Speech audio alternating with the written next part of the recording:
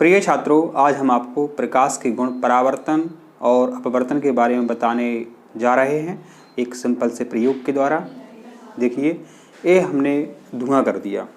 इससे आपको समझ में आएगा पूरा प्रैक्टिकल कि परावर्तन क्या होता है और अपवर्तन क्या होता है। इससे हम आपको समझाने वाले हैं। तो ये देखिए, ये हमने धुआं कर दिया है। इससे आप बेहतर तरीके से समझ सकते हैं। तो ये देखिए, ये धुआं हो रहा है। कैसे समझेंगे आप? हमारे पास देखिए एक कांच का गुटका है, ये लेज़र लाइट है और एक दर्पण है। तो अभी हम कमरे में क्या है अंधेरा करेंगे और आपको हम समझाएंगे प्रकाश के गुण के बारे में कि प्रकाश का जो परावर्तन का गुण है, अपवर्तन का गुण है, वो क्या होता है। तो पहले समझते हैं हम अपवर्तन के बारे में। तो जब प्रकाश की किरण एक माध्यम से दूसरे माध्यम में जाती है तो वह अपने मार्ग से विचलित हो जाती है। इसे प्रकाश का अपवर्तन कहते हैं। अब आप देख सकते हैं कमरे में हमने अंधेरा कर दिया है। अब हम देखिए लेज़र लाइट जलाते हैं तो ये लेज़र लाइट जो देखिए आप, ये एकदम सीधी जा रही है, ये आपको दिख रहा है। अब आप समझ सकते हैं कि हमने जो धुआं किया है तो धुएं में जो कण हैं, देखिए एक कण है, ये आपको दिख रही है, देख सकते हैं आप। देखिए ये क्या है, इसको कहते हैं टिंडल प्रभाव। ये क्या है? टिंडल प्रभाव। तो कणों के द्वारा प्रकाश का फैलना टिंडल प्रभाव कहलाता है।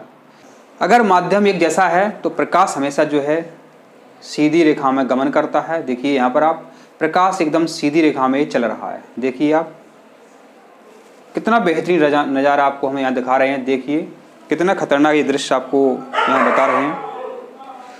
देखिए आप यहाँ पर कितना खतरनाक नज़ारा है। देखिए ये लग रहा है कोई, ये तो बहुत खतरनाक कोई विस्फोट हो गया है। देखिए क्या है, ये क्या जल रहा है, आपको अचंभा सा होगा, जबकि ये कुछ नहीं है, ये धुआं है और एक लेज़र लाइट है। तो यहाँ पर आप जानते हैं कि प्रकाश हमेशा सीधी रेखा में चलता है अगर माध्यम एक जैसा हो।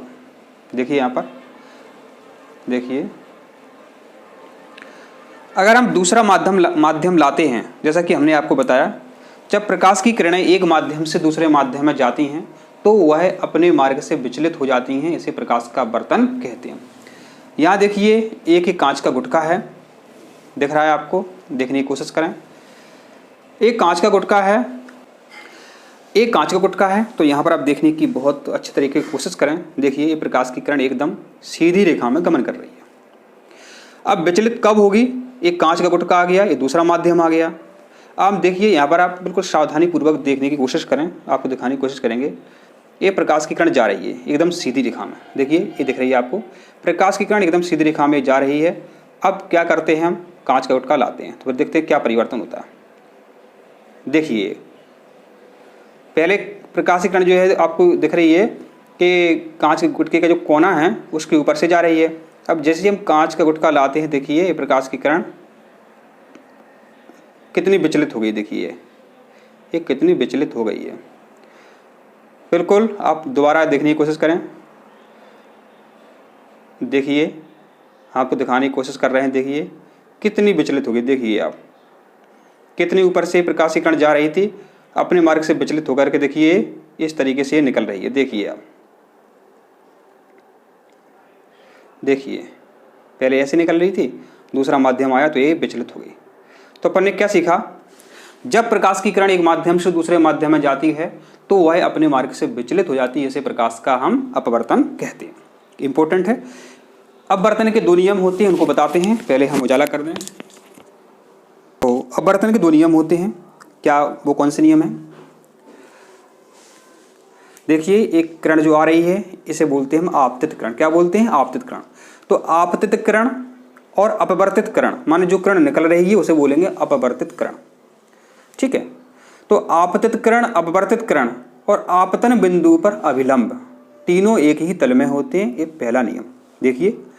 देखिए एक कांच का गुटका है, जो प्रकाश की किरण आती है उसे बोलते हैं हम आपतित किरण। ठीक है। और जो किरण निकल रही है उसे बोलते हैं अपवर्तित किरण। ठीक है। और ये प्रकाश की किरण जहाँ टकरा रही है वो होता है आपतन बिंदु। तो आपतित किरण, अपवर्तित किरण और आपतन बिंदु पर अभिलंब, ये तीनों एक ही तल में होते हैं। यहाँ पर आपको अभिलंब दिखाई देगा जब अपन डायग्राम बनाएंगे। तो पहला नियम क्या है, अपवर्तन का पहला नियम क्या है, जो किरण आ रही है वो आपतित किरण कहलाती है, जो अपवर्तित हो रही है यहाँ से वो अपवर्तित किरण होती है।